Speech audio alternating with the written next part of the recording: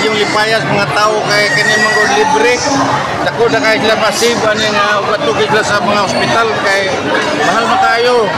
So sa tuwa diri karon nata diri sa gym sa cemetery ang ginapahigayon nga mga medical mao ang ortho mata para sa mata gani ayohon kaning may diferensya nya kadaganan dito tuli mga bata kay mahal bayani kayo sa doktor ko sa gawat yun mga 4,000 ko na ang isa ni na dire libre lang no napay mga tambal so napatay dental napatay na pidya bata mo na gihatag karon sa medical mission medicine na general check-up katong na mga differences panglawas no ari mo dire kay dili ni nga ngon permanente panagsara ni gayon na ni karon nga makani mo para malibre ang inyong check-up labi to na mga gibati mo na ang minor surgery o animal free vaccine inyong mga hayop na makadala mo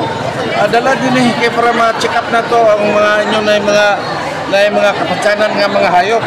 Yang last na to dire kining massage free libre ang atong massage dire no.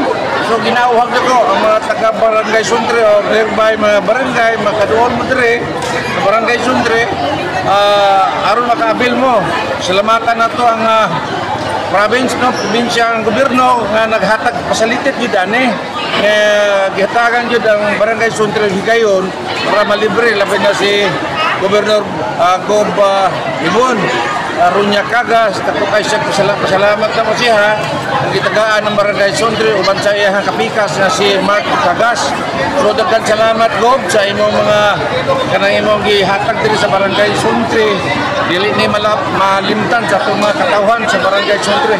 Daghang salamat sa atong gobernadora. Akong pasalamatan of course kinsay Father ining medical mission si kanhi Gobernador Dodo. Atong mitimbaya atong mga kahigalaan nabinigyo ng head karon si Ma'am Roxy. Salamat kayo sa imong paghatag o pina-update nga response panawagan tungod kay ang Barangay Suntre dili siya layo sa dughan sa ato of course sa ato ang gobernadora Gobernador Ibon Runya Kagas. Ipadayon na to ang medical mission dili ni siya panahon lang sa politika kundi all throughout the years nga dunay medical mission ang probinsya sa Davao del Sur. Dili lang ay panahon sa eleksyon nga medical mission kundi sa kinatibuk-an nga tuig nagaserbisyo ato ang provincial government pinaagi sa atong gobernador Gobernador Ibon Runya Kagas. Busa kami nga mga Barangay Suntre ato ang tinuha o nga magpalipayon ang atong mga katawhan atong ipadayon ang kaning nga programa hangtod sa hangtod.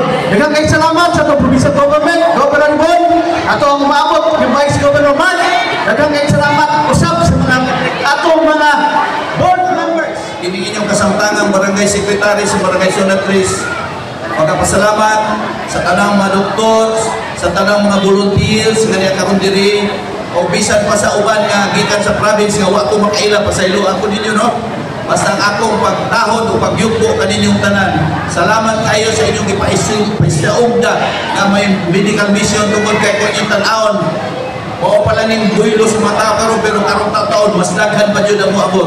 Ako maghinaot kakitang tanan makasinabot nga untay mo nato ni nga walay gubot ning atong medical mission magsinabta na ita o dapat lang himuon nato nga kini pinaagi sa gugma.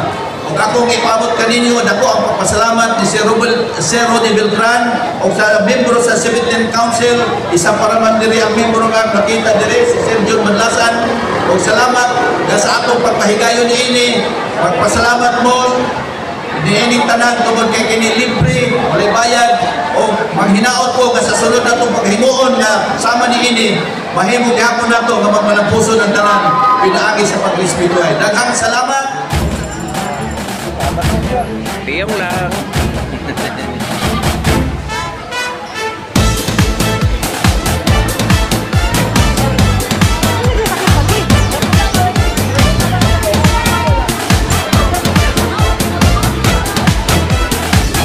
I love Davao del Sur, mahal niya ka paraiso.